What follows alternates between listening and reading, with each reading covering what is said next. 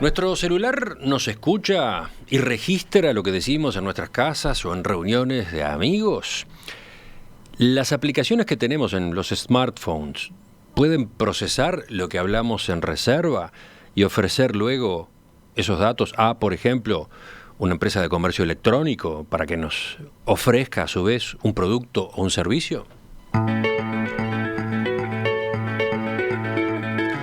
Preguntas parecidas podemos hacernos a propósito de los asistentes virtuales, como Alexa, que se instalan, por ejemplo, en el living de una casa, cuentan con un micrófono y le permiten a quienes viven en esa residencia dar órdenes verbales para encender y manipular dispositivos electrónicos, entre otras facilidades.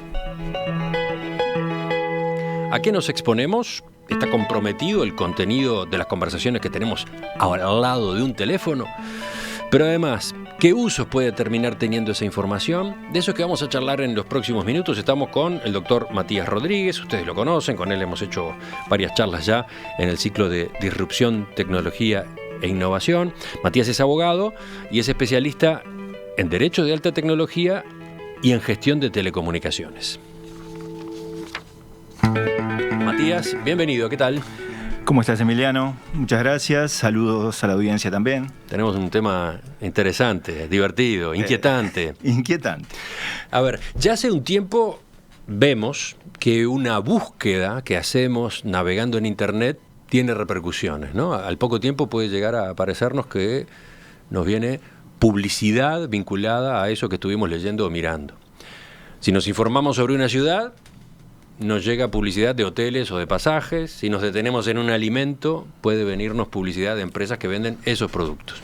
Empecemos por ahí, empecemos por eso que más o menos hemos asumido. ¿Por qué se da? ¿Cómo responde? Bueno, como lo hemos hablado otras veces, Emiliano, ese es el mercado de Internet de hoy. Lo que esperan los consumidores es recibir servicios gratis, servicios que no tienen un costo denominado en dinero y que a cambio, de alguna manera, están entregando otros valores. Aquí viene aquella famosa máxima, ¿no? No hay almuerzos gratis, no hay invitación gratuita a un almuerzo.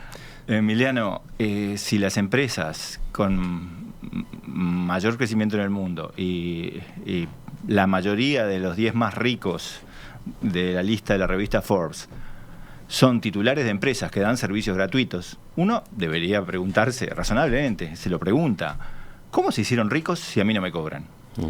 Claramente, la información tiene ese valor, lo leemos, lo escuchamos, lo sabemos. Entonces, lo que me pregunto es, nosotros, por ejemplo, por recibir una pizza gratis por día, ¿aceptaríamos que un detective nos siguiera todo el día, a todos lados? Bueno, esos son los cookies de terceros.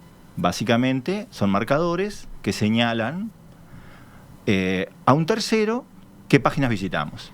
Sí, y recordemos que eso aparece todo el tiempo, ¿no?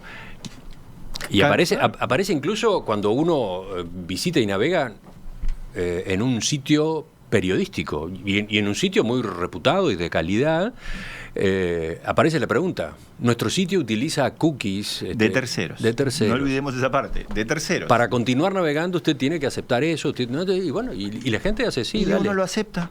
Entonces, el detective nos sigue, nosotros recibimos la pizza gratis.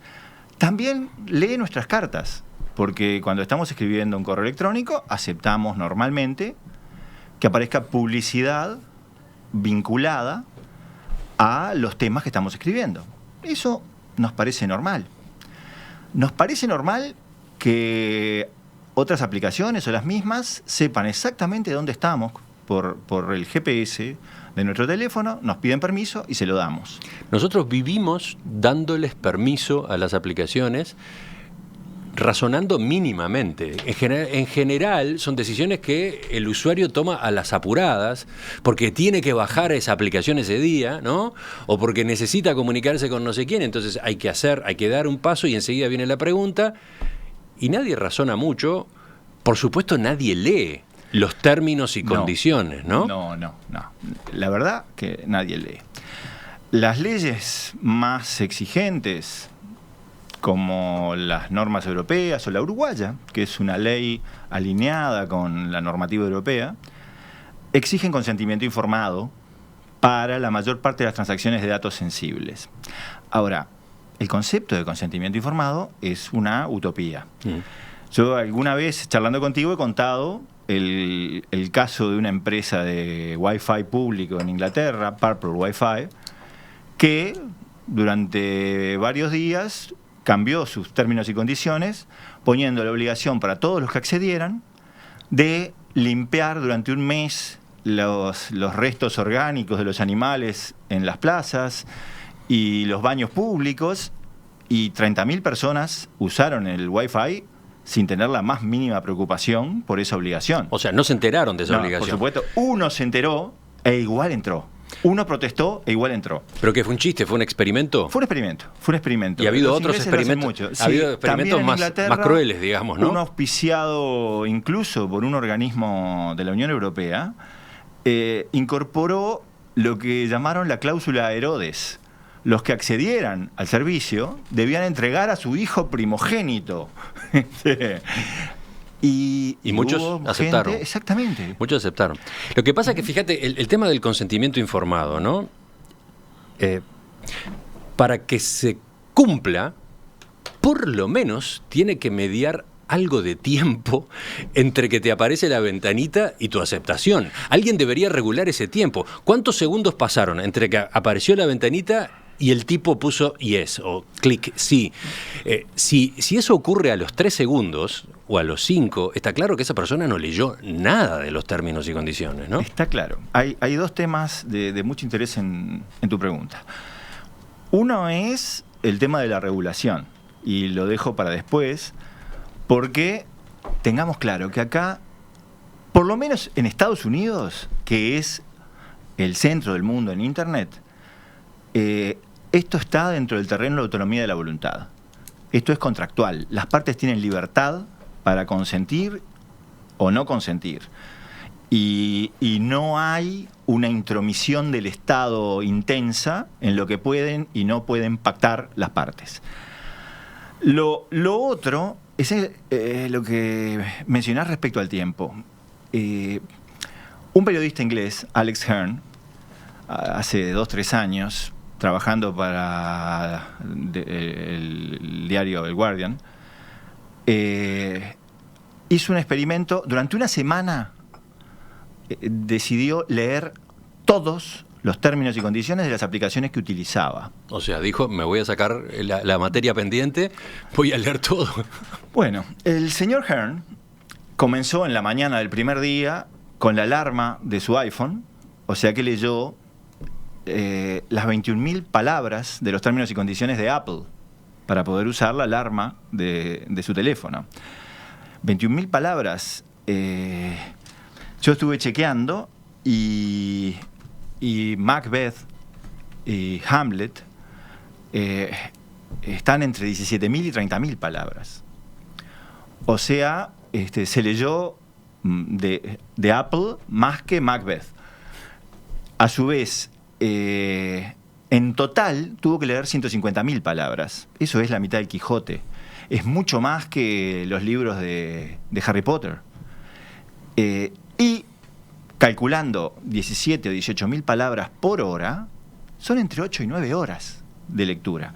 ¿Hay alguna posibilidad de que alguien crea que vamos a dedicar 8 o 9 horas de nuestra vida útil por semana a leer los términos de cada aplicación simple que usamos? No.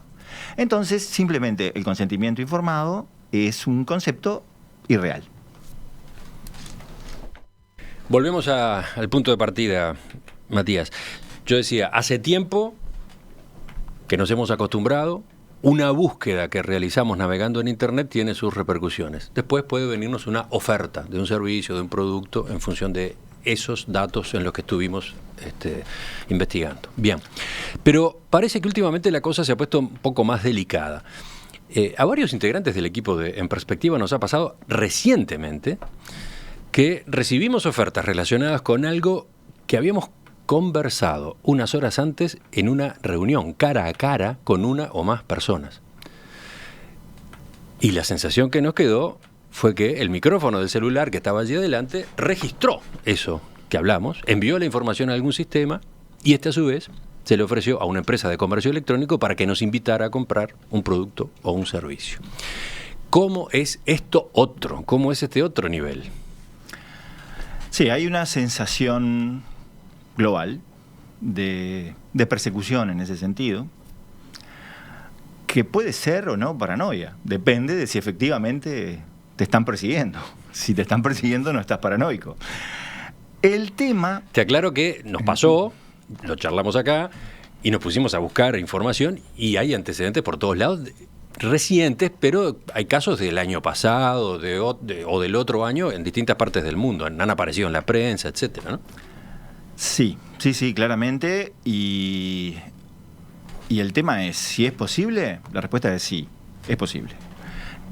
¿Cómo? ¿Por qué? A ver, tú le estás dando permiso para acceder al micrófono a un montón de aplicaciones. Yo antes de venir para aquí me fijé en mi celular y yo no tengo juegos, generalmente por lo que se ha examinado, los juegos son uno de los factores de riesgo más importantes. Sin embargo, hay 31 aplicaciones que me pidieron permiso para usar mi micrófono. De las tuyas, de las que tenés en tu teléfono, 31 te habían pedido permiso para usar el micrófono. Para usar el micrófono. ¿Y tú se lo diste? No le di a las 31, le había dado a 7 u 8, pero me pregunté ¿para qué un editor de video me pide acceso a mi micrófono? Por ejemplo.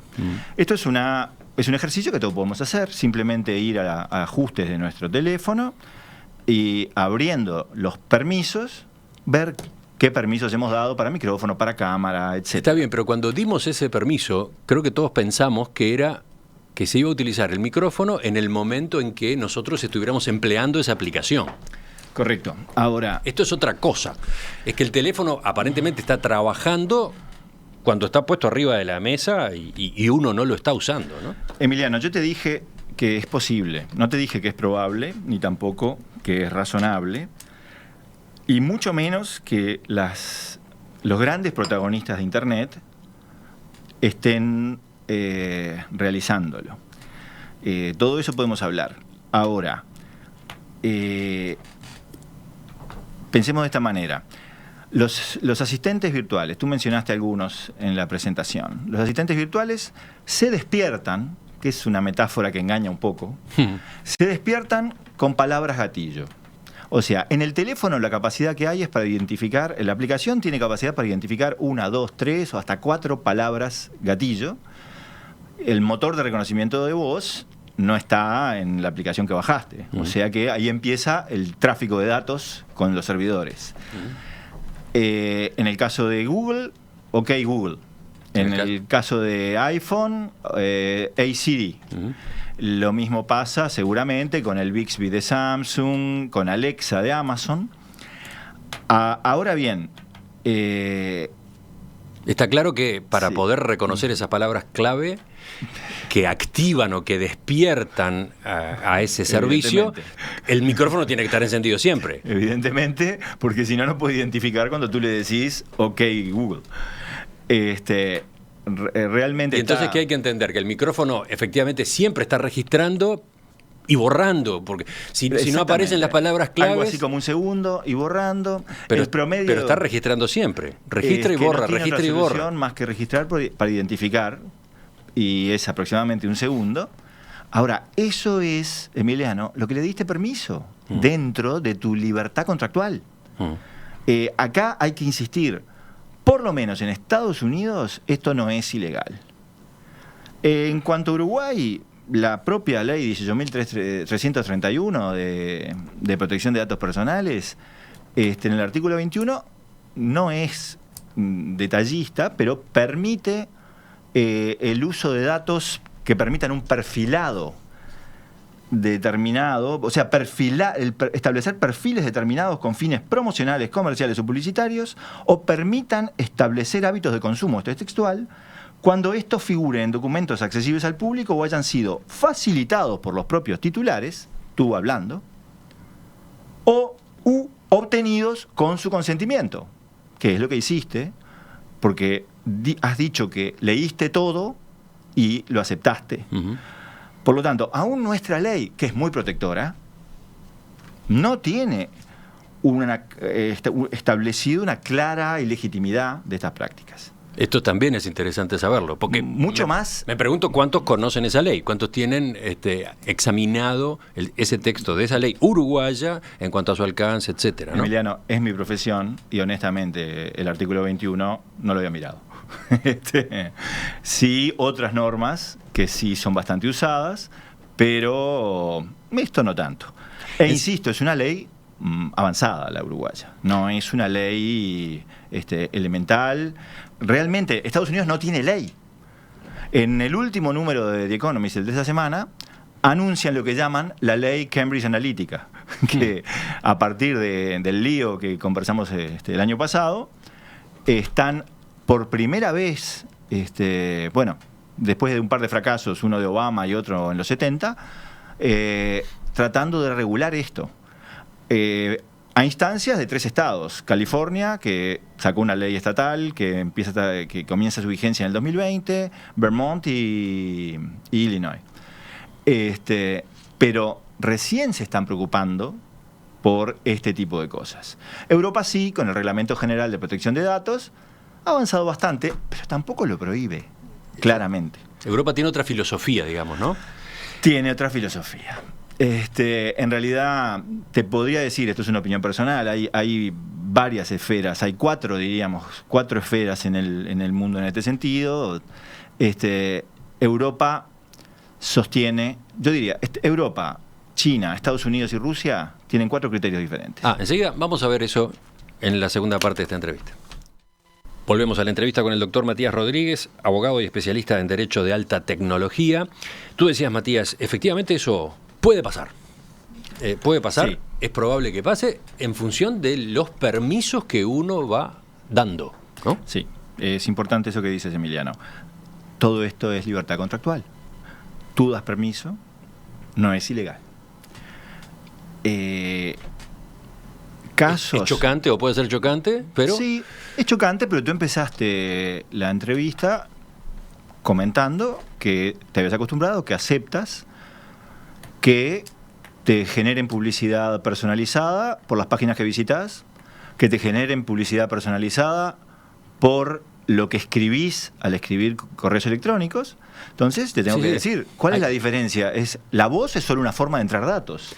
Ahora, hay niveles de intromisión, entre comillas, que ya hemos como, entre comillas, aceptado, ¿no? Sí. Los asumimos. Pero claro, ahora cuando aparece esto de que por la vía del micrófono también se podría estar captando información de manera permanente las 24 horas del día, saltamos, ¿no? Bueno, mira...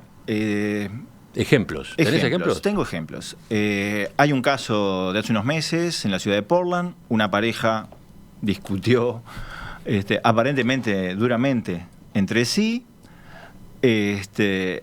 y horas después uno de los miembros de la pareja recibe una llamada diciendo: apaguen Alexa, están hackeados. Acabo de escuchar la discusión. Le habían mandado a esa persona, a su correo electrónico, una grabación de la discusión de ese matrimonio amigo. Alexa había enviado un correo con un archivo de voz que contenía la discusión. La explicación que dio un vocero de Amazon, en el periódico justamente del dueño de Amazon, el Washington Post, es que Alexa le pareció entender que se había disparado la palabra gatillo Alexa y comenzó a grabar, que luego le pareció entender que habían dicho enviar y que preguntó en voz alta a quién y escuchó el nombre de esa persona que estaba en la lista de contactos. O sea, la explicación oficial fue que lo que había ocurrido era una serie de casualidades en la terminología, en las palabras que se habían usado, que habían ido activando funciones de Alexa. Exactamente. O sea, la respuesta fue, no es que Alexa haga esto sistemáticamente, sino que Fue un caso muy particular en el que, como Alexa se mueve en base a reconocimiento de palabras, a reconocimiento de voz, bueno, entendió unas instrucciones que no eran las correctas. Exactamente. En 2015 hubo un homicidio en el estado de Arkansas. Apareció en una bañera una persona fallecida y la fiscalía exigió la grabación de Alexa. Y Amazon se negó rotundamente. Y luego, por el 2017, pactan el acusado y Amazon liberar las grabaciones y la fiscalía retira la denuncia. O sea que la grabación existía. Algo había, porque por algo se negó a Amazon para defender, como dijo públicamente, la privacidad de sus clientes. Y un tercer caso en este sentido, en el sentido de demostrar que es posible, fue el retiro y el emparchado de un hardware de Google, el Home Mini, porque justamente tenía el problema de que grababa todo. Esto pasó creo que en el 2017. Ahora bien, como tú dices, hay toda una preocupación global. Se han hecho muchos experimentos. Experimentos con universidades prestigiosas como Brunswick en Alemania, como Northeastern en Boston, y no han encontrado, claro, al menos siguiendo a las empresas relevantes de Internet, no han encontrado pruebas en absoluto de tráfico importante. Tengamos claro esto. Si Facebook, por ejemplo, estuviera supervisando todas las conversaciones de sus usuarios, por día, por usuario, serían unos 130 megas. Que, a ver, paga el usuario. Uh-huh. Eso sería 33 veces más lo que consume hoy Facebook en total.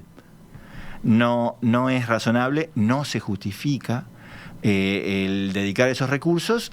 Además, el idioma español está lleno de sarcasmos, ironías. Uh-huh. Por ejemplo, la frase qué brillante es Trump.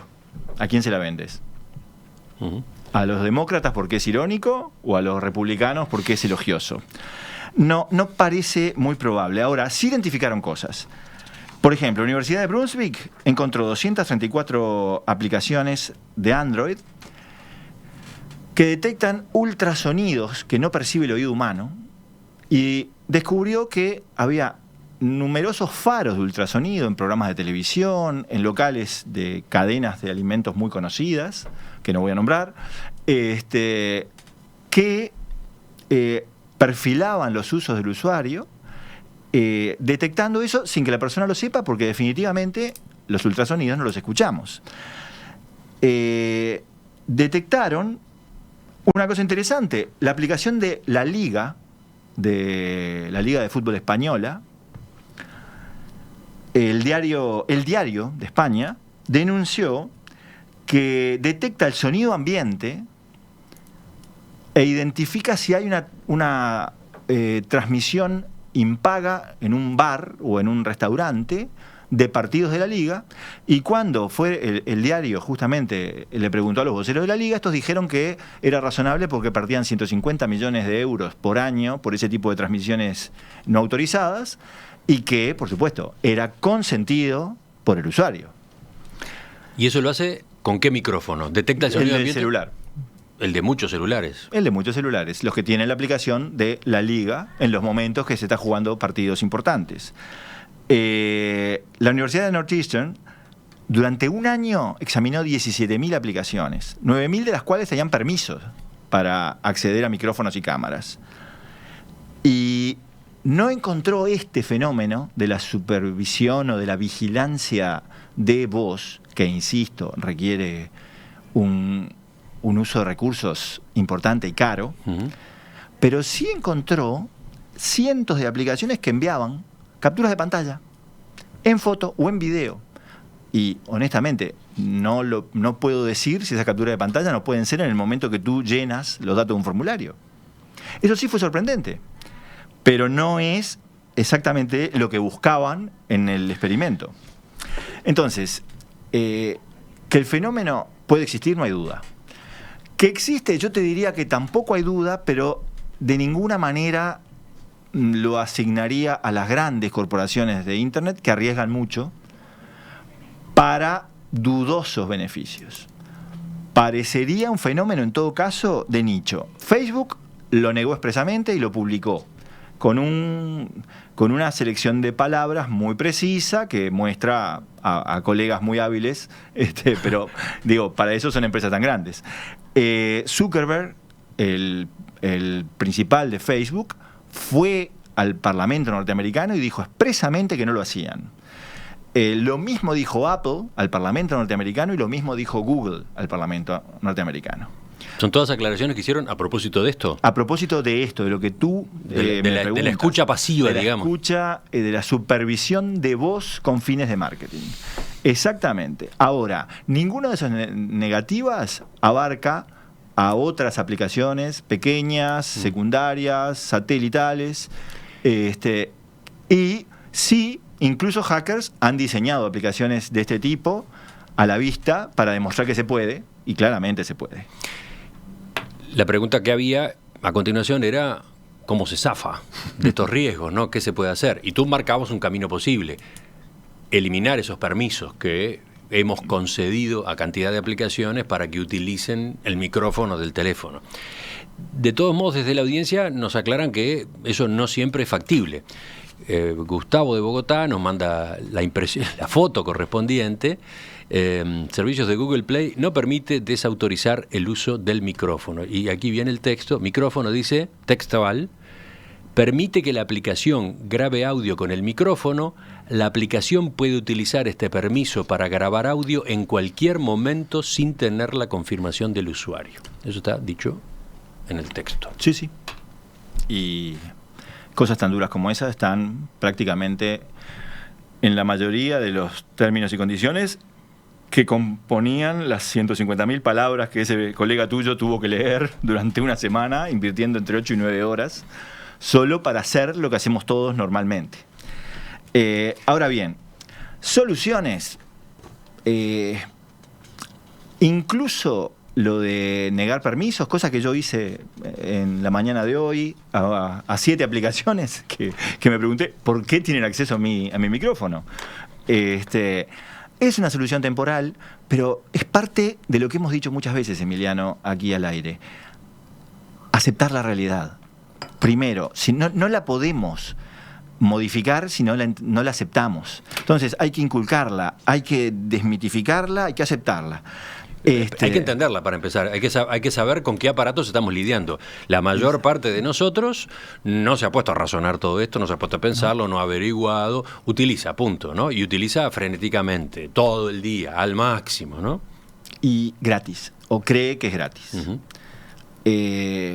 En realidad sería todo más fácil si esto fuera por dinero y pagáramos un par de dólares por cada servicio y nos pagaran a nosotros por la información que damos. Ese es un debate, ¿no? Sí, es un debate. De hecho, el presidente ejecutivo del Grupo Telefónica, Álvarez Pallete, sostiene en todos lados que debería migrarse cuanto antes a un modelo en el cual los datos se paguen y que sería más sano para todos. Se le pague al usuario, a la persona, se le pague por el uso de sus datos. Mucho más útil para las empresas de marketing que escuchar tus palabras sin potencia de computación para distinguir si es sarcasmo, ambigüedad, etcétera, es el acceso a los planes de fidelización de los supermercados, de las farmacias, etcétera, que lo tienen y no es caro. Uh-huh. Y que te da el patrón de consumo total de tu familia. En realidad, Facebook tiene 52.000 categorías para clasificar a los consumidores. Claramente, en 52.000 debe haber compra tal dentífrico. Ahora... Sí, esa es otra información que estamos dando cotidianamente y de la que seguramente tampoco somos conscientes. Es el famoso detective todo el día con nosotros a cambio de una pizza gratis. En el supermercado, en nuestra relación con el supermercado, vamos archivándole al supermercado datos a propósito de qué compramos, en qué época. Que se lo puede vender a Facebook, a Google, a Amazon sin ningún problema, y eso es más barato, exige menos recursos y genera menos problemas de relaciones públicas que lo que hablábamos de grabar la voz. Ahora, la única solución de fondo para este tema es el orden público.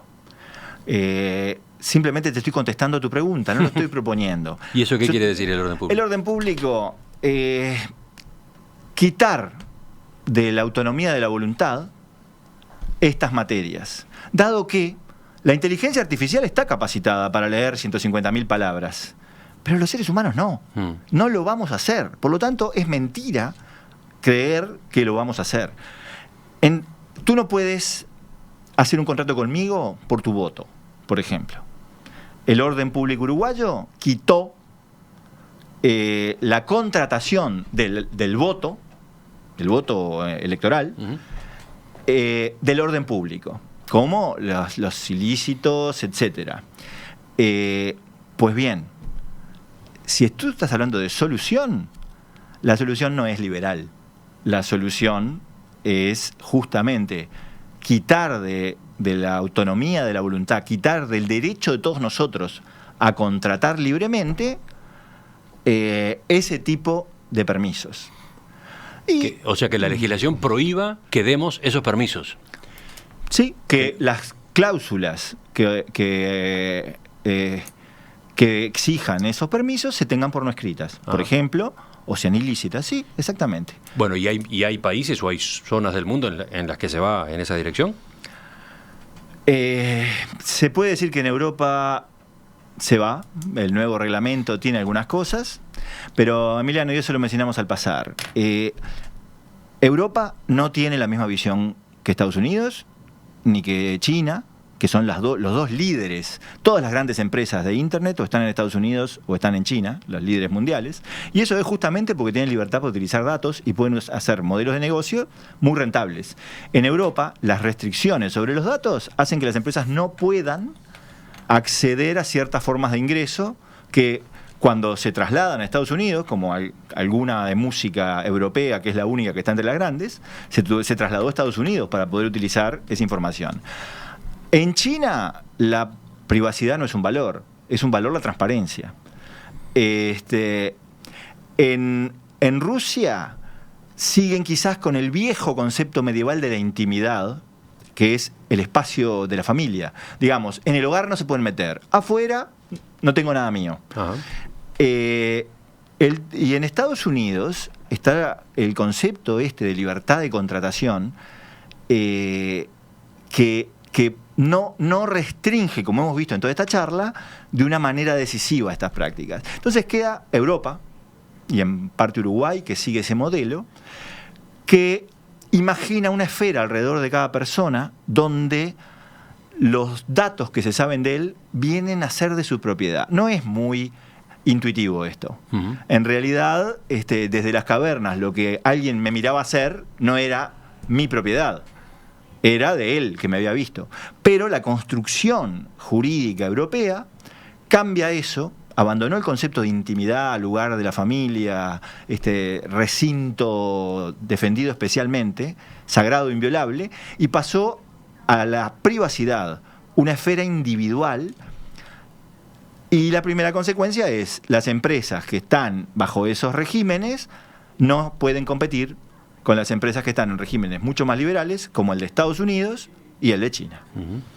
Ese es a grandes rasgos el mapa de modelos en esta materia, de modelos de regulación en esta materia. Queda para seguir explorando todo esto, sobre todo en cuanto a tendencias, ¿no? En cuanto a qué puede pasar en el futuro, en cuanto a cómo se va a terminar ubicando Uruguay, si va a cambiar el lugar que hoy ocupa, si va a ir hacia otras de las referencias, ¿no? Pero queda para charlar tanto, Matías. ¿Nos encontramos en cualquier momento otra vez? Cuando tú lo dispongas.